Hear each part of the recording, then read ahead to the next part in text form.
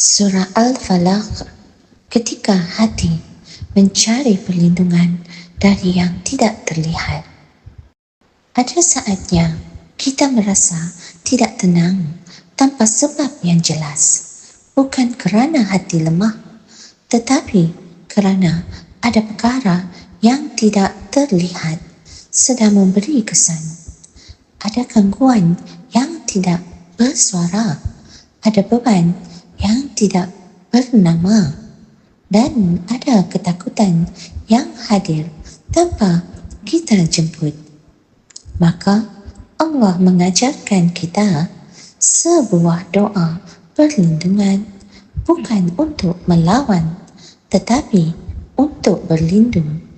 Berhentilah seketika, tenangkan nafas dan dengarkan Surah Al-Falaq. Bismillahirrahmanirrahim. Dengan nama Allah yang Maha Pengasih, Maha Penyayang. Setiap perlindungan bermula dengan rahmat. Allah tidak menyentuh kita. Allah tidak menyuruh kita menghadapi ketakutan sendiri. Qul a'udzu birabbil falaq. Katakanlah, aku berlindung kepada Tuhan yang menerbitkan subuh. Allah memperkenalkan dirinya sebagai Tuhan Fajar yang menghadirkan cahaya selepas kegelapan. Ini isyarat lembut, tiada malam yang kekal, setiap gelap pasti ada orang.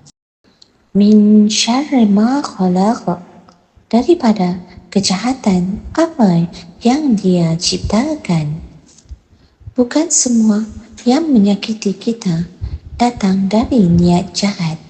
Ada yang datang sebagai ujian, sebagai peringatan, sebagai jalan kembali.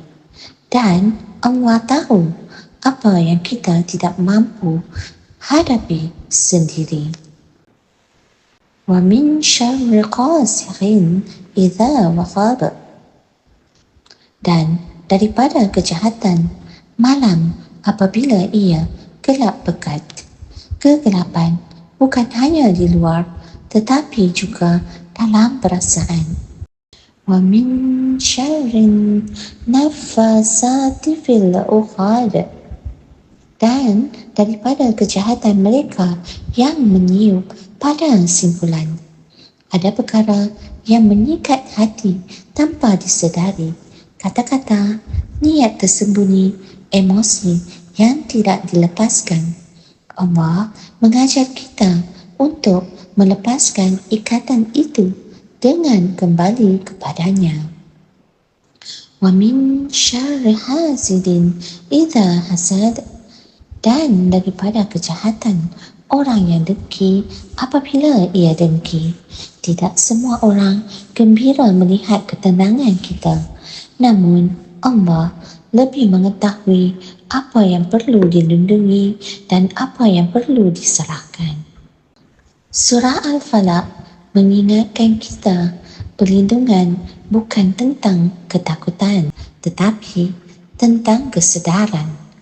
Kesedaran bahawa tidak semua perkara perlu kita lawan. Ada yang perlu kita lepaskan kepada Allah. Apabila kita berlindung, kita mengakui bahawa Allah lebih mengetahui apa yang membahayakan hati kita. Dan disitulah ketenangan bermula. Pengajaran harian. Tidak semua gangguan dapat dilihat. Tidak semua kegelapan perlu difahami. Berlindunglah. Berlindung kepada Allah adalah kekuatan, bukan kelemahan. Kata-kata penguat, wahai hati, jika hari ini terasa berat tanpa sebab yang jelas, ketahuilah Allah tidak membiarkanmu sendirian. Ada perlindungan yang sedang disediakan untukmu. Ya Allah, lindungilah kami daripada segala keburukan. yang kami sedari dan yang kami tidak sedari. Terangkanlah hati kami seperti terbitnya fajar dan jadikan Engkau tempat kami berlindung dalam setiap keadaan. Amin. Whisper by Nurin.